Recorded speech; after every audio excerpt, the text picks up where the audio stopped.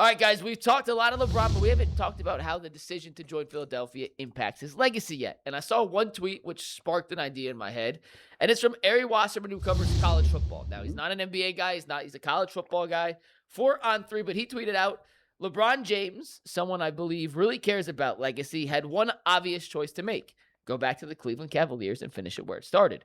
Going to Philadelphia and finishing a career as a journeyman is so wild to me.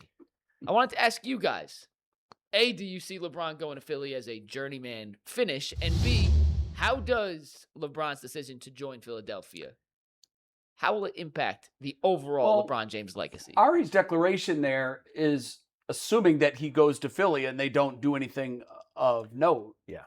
And that's a bridge too far for me. I'm certainly not like, okay, if you know that he's going to flame out and he's going to Michael Jordan Washington this, then yeah, that statement is absolutely right. He had a chance to come back with a team with a lot of pieces and win another one and finish it where it started.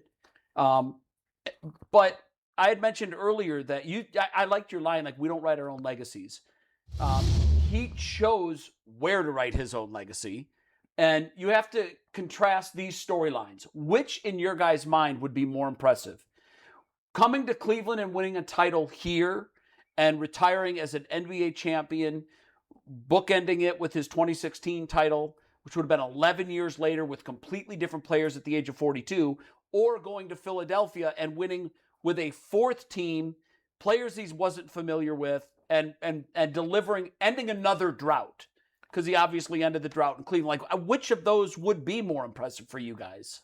Well, I think sentimentally and just locally, I think it's here, right? It's hard to take that piece out. I think in a different Ultimate Sports Show in a different city, maybe the answer. Yeah, the Philadelphia Ultimate Sports Show, they're probably saying, right. well, that's easy. Yeah, Ari's a smart guy, and I think most of his tweet is right. I think what the journeyman word jumps off the page. Yeah. We know what a journeyman is in pro sports. Yep. It's not LeBron James. It was Shaquille O'Neal at the end of his career. Yes. And maybe it turns out to be that way, but he hadn't moved since 2018 prior to this. I did think he set up Cleveland fans in a way that could have been handled differently here, but I don't think LeBron is a journeyman in any way. Now, we don't know how it's going to go, and we think there's some volatility with where he is in his career, and certainly the players around him. But I think people just wish it would have been here, and I think it's inarguable, Jay, that this would have been the best on the surface before we know how the rest of it goes. Yeah. Come back. I'm glad to hear you say that because I can't take the Cleveland out of me to fairly look at this and say, well, yeah, Philly would be a better ending because the Rocky statue and the city of brotherly love, and they don't have a lot of winning in that city. Historically, the Sixers, they won last with Dr. J. What year? Early 80s, I think. 83, maybe? I mean, before LeBron was born. You're going back 4 decades and more than a generation. So, but even with that, like, I just can't separate myself from what it would look like if he was able to hold the Larry O'Brien and say, Cleveland, we did it again. That, to me, was the storybook ending, and it always would have been for me. I don't disagree with that. But 20 years from now, unless LeBron's still playing in 20 years, and maybe he is. With his grandson. Right?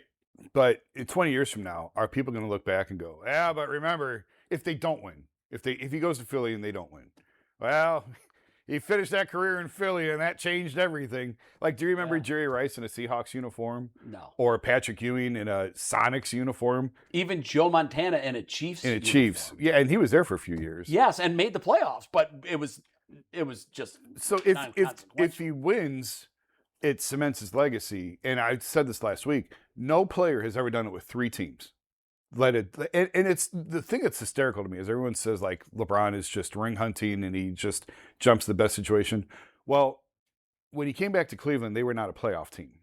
No. And they made the trade for Kevin. Although, I mean, Kyrie was here and he knew that there were going to be free agents that followed him. Well, they didn't last time he was in Cleveland.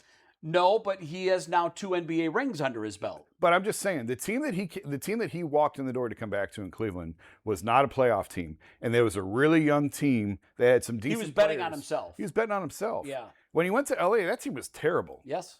They were terrible. I know. And he got him to a championship. And you can poo-poo the COVID thing. I'm just telling you, we talked about it before. The people that were in the bubble said it was grueling. It absolutely counts. And that's from the people who lived it every single day. Right. So it's not that now the Heat super team, okay, he's got Bosh, he's got Dwayne. I get where that would come from. But this idea that he just jumps into like the best situation, I don't think is entirely accurate. And where on that list do you want him to go? Of all the teams that were interested in him, where do you want him to go that would have been a bad situation? Like, they were all good situations. Had he gone to the Thunder, had he gone to the Thunder on a minimum deal, or the Spurs or the Knicks on a minimum deal, you can make that case. Yeah. Short of those three teams, how can you make the case that he's just ring jumping and trying to go? You see what I'm saying? I see it. No, I get it. But if you go back to early in his career before he left Cleveland the first time, I think it was Sporting News. He told Sporting News, and they lifted the quote and they pulled it as a block. And it was, he said, I'm not going to ring hunt. I'm not going to chase rings. And that was before he left for Miami. And I know that you can make the argument that, well, yeah, he's not exactly ring hunting. Well, I think that picking Miami, he was hunting rings. Yes, absolutely. Because he didn't have one and he needed it. His legacy was going to stack up with Michael's. He didn't know how to But win. you're right, the LA thing, no. But this decision, I think, was all, he came out and said it. Yeah, this is all about winning. He thinks this team gives him the best chance to win. But he didn't go to the Thunder. He didn't go to the Spurs. No, I know. He didn't go to the Knicks. Well, he probably doesn't want to live in Oklahoma City or San Antonio either. Well, I mean, but if he wants to, if it's the ultimate ring, if all he wants is one more to put on the mantle next to Michael and put on the scale next to Michael, you can live in Oklahoma City for a year. Yeah. Or San Antonio for a year. Yeah. Look, I don't begrudge him for ring. That's what guys do now. I always hear this. Larry Bird couldn't. That was a different time and a different league. And yeah, those guys were built differently too. Why would I go team up with Magic Johnson? Imagine if why would Magic team up with Larry Bird? They would never have done that then. Imagine if LeBron said, I'm signing with the Indiana Pacers or the Toronto Raptors. That would have been a shock. Or the Milwaukee Bucks. People look at him and go, what are you doing? You can't win there. Yeah. Why would you go there? You know what they would say? He's not a winner. So which is it? Yeah, I agree. And I'm fine with him making decisions to win as many rings as he can. Yeah. You're not in this to especially at $4 million a year. You're not in it for the money anymore. Right. You better come out on the other side with a ring. Yeah. And I still think if he can do this in Philly, and our initial reaction was, well, they've got to be the favorite. Well, Vegas has had time to think about it, and they're not the favorite. Yeah. New York is the favorite. So if he wins, it would be somewhat of an upset. And I have to say, if he is able to win in Philadelphia, as much as I think Cleveland would have been a better ending and a last chapter, if he's able to win it in Philadelphia at 42, I'm going to listen to people that want to tell me that he might be the GOAT. Because to me, a big part of the GOAT, you guys know this with baseball, you can have a 20-year baseball career. If you play that long, you're pretty good. And you're probably going in the Hall of Fame. Mike Trout. How many guys have played for 20 years in Major League Baseball and aren't in the Hall of Fame? There are a lot, but what I'm saying is, if you're still good enough at 38, 39, 40 to be in the league, then it's like a lifetime achievement award. And Jordan, through his own doing, obviously had to go to college to play basketball. He did come out. But then for how many years? 2 years? He went and played baseball? So 6 could have been 8, but it's not. Mm-hmm. And he wasn't the player at 37 that Michael is at 41. So if you're looking at longevity, to me, that gets points. I totally agree. And I totally agree. What record doesn't he own? What record does Michael have that LeBron wants? 6 rings. Yeah. That's it. I think LeBron, he was upfront. He said, I faced my basketball mortality. Like, I thought I was done, right? And so I think he knows. Did that surprise you? Yeah, it did to an extent. Yeah. It did to an extent. I think he knows if he'd have come here and it would have ended 2 years from now or 20 years from now in the second round loss, he would have played his last game here and all that. He didn't. I still think ultimately down the road, he will be celebrated here. He obviously will have a statue. But probably his last time playing in that arena down the street, he's going to get booed by half the crowd. And when that does come back and that jersey goes up and that statue comes out, there's people that are not going to forgive him for this part of it. right or wrong, I don't know, but Yeah. I feel pretty confident 4 days into it. Oh, there's saying people that already that had real no quick, use for him. Hold that thought. I have a YouTube live poll right now. Please vote in it. Over 100 votes. I said, will you boo or cheer LeBron when he comes back to Cleveland for the first time? As of right now, it's changing. 59% boo, 41% cheer. That's what I would expect. Yeah, he'll get booed. Now, there is a possibility in my dream scenario that he plays his last game here in a Game 5 playoff loss to the Cavs. Right. And that's it. That's a wrap. Be classic. And then Cleveland can say, you made the wrong choice. You bet on the wrong horse. Yeah. I don't say that with my chest because I don't believe that's going to happen. So I kind of whisper it into existence. To me, that'd be pretty awesome. wild. And I love LeBron, both as a player, as a person. I love the guy. But I can't say that I'll be rooting for him to win another championship because it would prove that, what are the Cavs thinking? I can't wait until you guys get access to the players again, because if I'm a member of the Cavaliers, I'm saying, oh, cool. He doesn't think that we're good enough to win. Yeah. Like, That's exactly I what would he's think saying. that would be motivation. Now, I know grown men are motivated by dollars, not by, theories and whatnot. But if I'm a member of the Cavs, I want to do everything I can to prove him that he got this wrong and that he went to the wrong city. That's exactly what he's saying. He thinks Philly's got a better chance to win than Cleveland. Oh, he clearly said it. Yep. He said it to everybody. Yep. And Miami and Golden State. And I think when he goes to all three of those places, he's going to be booed. The place that I can't wait for him to, if he gets to play, LeBron gets to play Bronny in Philly or in LA, either one, I think that'll be one of the circle games on the networks will be fighting for that one. But that'll be interesting to see him check, that would be fun to watch. But let's wait till we get there. We got a long way. Let's see if Bronny's still on the Lakers. Do you think Bronny's going to be? I asked a bunch of guys this on Friday, and most everybody said that they weren't sure that he was going to be in LA. They They that picked up he's going to be in LA? Yeah, that Bronny will be in LA. Well, LeBron made sure they picked up the $2 million contract. So he's Brilliant move by Dad. Guaranteed for Brilliant this year. move by Dad. Listen, LA is saying they like him and they want to keep him. It's all leverage and negotiating tactics. We'll see. You don't think he'll stay there, though? We'll see. You think Philly will trade for him? Possibly. Oh, I think it's a possibility. I think the Cavs would have. I think they would have sent Craig Porter Jr. there to get Bronny. I think it's part of doing business. You think yeah, if you do what you have to do. But if LeBron walks in and tells Gansey, all right, now go get Bronny, you think he's going to tell him no? Right. Nope. I think he goes against Bronny. Goes against Bronny. Yeah. So it's... And the Lakers, I would think, would be more than happy to make the deal. I think yeah.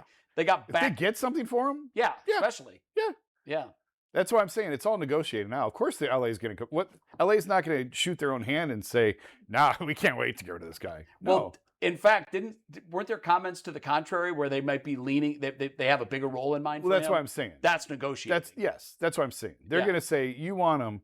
We've drafted him for you. We paid him all this money. Yep. We're getting something in return for all of this." All right. Very good. We mentioned this earlier. We didn't get back to it, but Jason, we touched on the Darius Garland report earlier in the show. That was one of the things that, if you believe Brian Windhorst and some other, really reputable national reporters said was something that played a decision played into LeBron's decision to join the 76ers was the Cavs getting rid of Garland, trading for Harden. And that feels like an insane amount of revisionist history considering what Didn't Rich Paul has get rid said of him? on the record. Rich Paul's the guy that made that happen. Joe and Shams and I wrote after they lost to Boston that they wanted to get Darius out of Cleveland after the loss to Boston. That was how many years ago? Oh. This has been in the works for a while. Yeah. And then for Rich to come out, I was shocked Rich put his name on it and said, I told Darius this was going to be his last year in Cleveland. Yes. So to go, and I understand, like, all of this is in one big pot. Like, you can't extrapolate one for the other. But when you tell Darius this is going to be your last year in Cleveland, and then you get him moved, and then you turn around and say, well, if they had Darius, they might have gotten LeBron. Weird. It just feels a little disingenuous when they had been working for a while to try and get Darius out of Cleveland, and then to turn around and say, well, if Darius was still here, maybe you would have gotten it's LeBron almost back. like, did you forget that you told everybody that you engineered the deal. I mean, you told him you're not going to finish. There's your video year clips there. of him saying it word for word. He by said the it way, at the from his All-Star break podcast. on camera, I think. And then on his podcast, with Max podcast. Kellerman too. Yeah. Like, there is video evidence. This is not hearsay. This is not Right. unnamed. He said it on camera. Owned it. Very specifically. Big time. Jason, continue. Well, that's the only point I wanted to make, that it just feels a little bit unfair. And that's why I said in the first hour we talked about this, I'm like, there's so much nuance to this, because I can't sit here and totally destroy the Cavs for not tearing apart their roster to try and get a 41-year-old LeBron at the end of his career, Right. who's not the same player he was 10 years ago, who's probably only got 1 or 2 years left in the league. Like, but at the same time, you didn't do anything to improve your roster. Yeah. So it doesn't have to be one extreme of you're trying to blow up your whole team to appease a 41-year-old, but yet you didn't do anything. And you got your owner saying we're nowhere near where we're supposed to be, and you've done nothing. So that's sort of the gray area where I'm like operating of like, had you done something, maybe you do get that. It's not that you're doing it to get that. You're doing it to improve your team. If you improve your team, maybe plan B comes together. Yeah. The bet you've made is that you're good. You're standing pat. That's kind of feels like what they're saying. Now we'll see. We'll see if free agency's over, as Mike told you, the biggest names that are out there. There are no free agents out there on so July I don't know 27th. what deal they can cook up. And now now it's trades. At this point, it's trades. All right, let's see what's happening. They've pulled off trades before that have surprised us. None of them of any consequence. I mean, Donovan was September. Donovan is obviously That was in his own September. deal. But I remember when they acquired Hunter, we were like, wow, we didn't think this was possible. Well, it didn't really lead to much.